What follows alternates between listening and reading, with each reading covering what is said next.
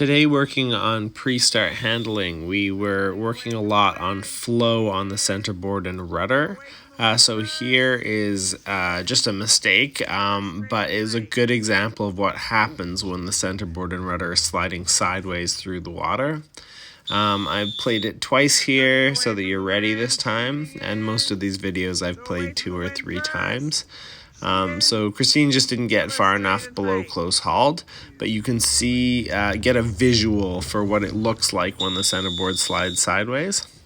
So now on this one, Christine builds a bit more speed. It takes a while for her to heel the boat over, and the boat starts sailing forward. So the boat's not moving, and now the boat starts accelerating and accelerating a bit more. And by the time she really leans into it, the boat can take it, or the centerboard can take it, and she can lean against it. So boat's moving and then presses the boat flat, and the boat can take the acceleration. This one's totally different. Both sailors are moving backwards, which means that they actually have to reverse the flow before they can lean. So there Michael kills his speed. There Christine kills her backward speed, and then they do like a second flatten, and it's the second flatten that works for them. So going backwards here, Michael does a little rock, and that kills his backward speed. Christine does a little rock, and that kills her backward speed. And then on the second one, they start moving forward, just to illustrate the idea that you have to actually build that before you can lean against it. This one's totally different again. Anna's already pointing the correct direction, and it's windier. So all she has to do is sheet in super fast and hike super hard and pick her angle perfectly. That's all. But often we get confused with the first little bit, sculling down to this angle that she's already on. So that's key. Finding that angle, then all you need to do is sheet in really fast and hike on the right angle. Here we've got some down speed maneuvering. This is a great pivot up to windward here. So Michael just engages the back corner of his sail, and that lets him get some space on Christine here. Saves it with his tiller angle. So there he tacked, but now he's back down to close hauled, so he regains his rights. Christine's got a really good balance going on here. The drag on her sail is pulling straight back. And so even though she's on starboard tack here, she's now built flow on her rudder, and she can steer as she sails backwards and stay in this. I mean, you wouldn't want to sail backwards for very long on a start line. Maybe on a rabbit start if you're too far forwards. But there you see her getting her forwards speed again to come back up to the start line. And then this is a valuable time where she's slowing down and then slowly starting to go backwards. Because this whole time, other boats would be sliding down the line towards these sailors. But these sailors are only sliding backwards. And when they're ready to go forwards again, they can kill their speed, heel to leeward. Let's see, I think Christine does that here.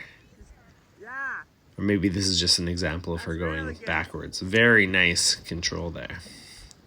So here we go again with Michael's really nice pivot here. Right up into the wind. Opening up the spot to leeward. And then I think we get Christine's balance. First it's Michael pivoting back away from the wind there with a loose mainsail. Now it's Christine's got the drag in the boat lined up with the centerboard and rudder. And so that gives her steerage way as she goes backwards.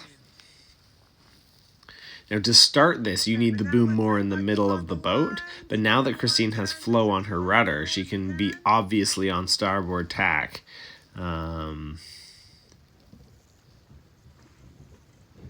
There's the nice transition back to sailing forwards again.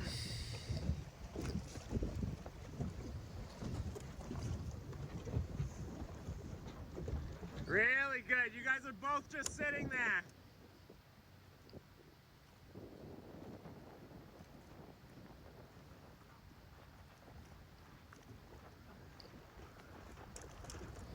And you can look back at your rudder if that helps you think about how it works. The back sharp edge of the rudder is pointing in the direction your boat will go when it's sailing backwards. Although half the battle is knowing when your boat is going backwards and when it's going forwards. Sometimes it's very subtle. Here, Michael, another pivot, manages to get into this spot to windward of Christine, which I don't think I thought he could make it there. So that's a very nice sharp turn. Try not to scull though, Michael.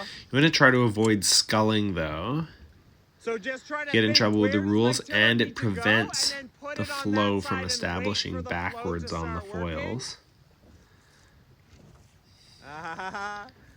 Oh, nice recovery. So it's calm, deliberate moves with the rudder, so that when you're pivoting the rudder, you're not propelling the boat forwards while you're actually trying to go backwards. Now here's the clip that we had before, where they transition from backwards to forwards. Oh, that's good control. So first we start with Yeah, and then Michael. maybe you can Looks like reset he's to too low. He's windward going to have to go to the other side of Christine, but actually, if you push your tiller far enough and engage the leech, you can just point straight up into the wind. Use that tiny little bit of acceleration. You don't want to accelerate too fast or you'll go up across the start line. And so he just pulls up level with Christine. And then he uses the backwards flow to steer back out of that spot. And there he's clearing his main sheet to make sure the sail goes loose, because if his leech engages again while he's going backwards, he loses the backwards flow on the sail. That's really dangerous when he's that close to Christine, because he could slide sideways into her. But here he's gone from backwards flow on the centerboard and rudder to forwards flow, and so he didn't slide too far sideways. Nicely done.